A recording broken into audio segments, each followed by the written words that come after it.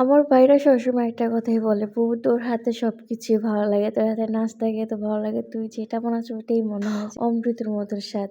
Hello everyone, আসসালামু আলাইকুম। কেমন আছে সবাই? আমি আলহামদুলিল্লাহ ভালো আছি। এটা যদি ভাই-বোনদের ভিতরে থাকে আলহামদুলিল্লাহ সবসময় ভাই-বোনদের ভিতরে সবসময় ভালোবাসাই থাকবে। আর আমার ভাইরা আমাকে অনেক, অনেক, অনেক ভালোবাসে। আর দ্বিতীয় কথা হলো যে ওদের একটা মাত্র বোন আমি। তাই ওরা সবসময় যদি আমার কাছে কোনো কিছু আবদার করে আমি না করে পারতেছি না, পারিও না।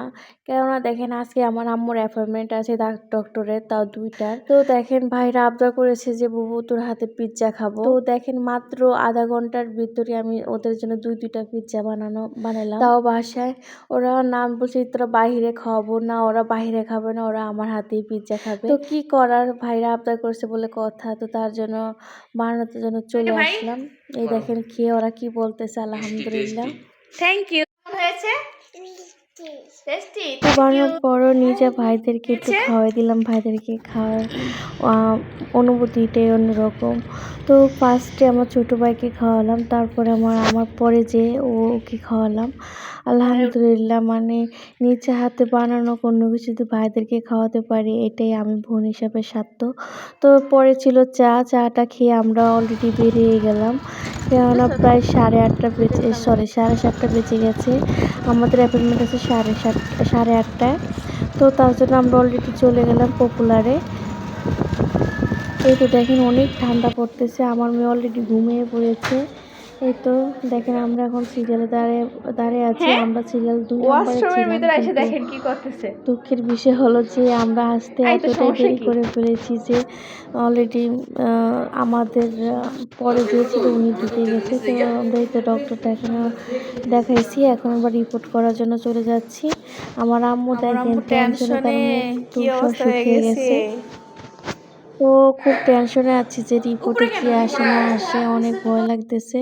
তো এই তো দেখেন নানু, নাতনি, ভাই, মামা তারা সবাই একসাথে আছি আমরা। এই তো দেখেন আমার মেয়ে তার নানুকে পেলে, মামাদেরকে পেলে আর আমাকে লাগে না।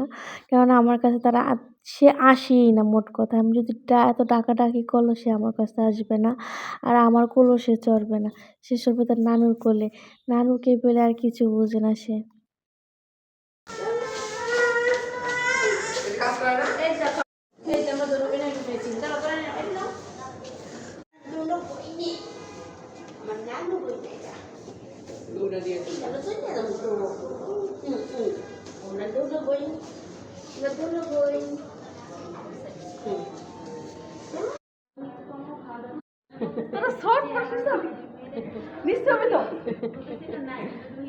আমি লাভা মানুষের তোরা নিতে হবে।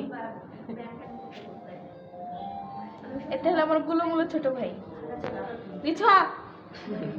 আমার মতো অব্দ দিয়েছে।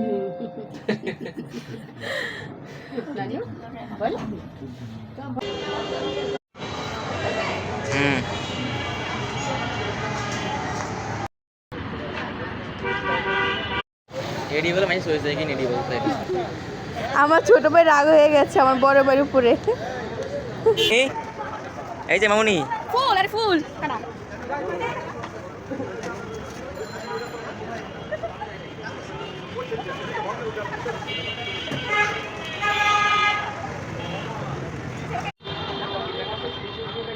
হাট।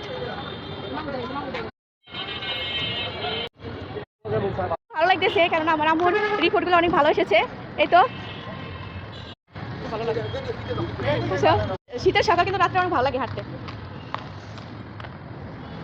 আজকে আমি তো ভিডিও চালানো এখন তো ভাই আমার আম্মু হাঁটতেই পারে না।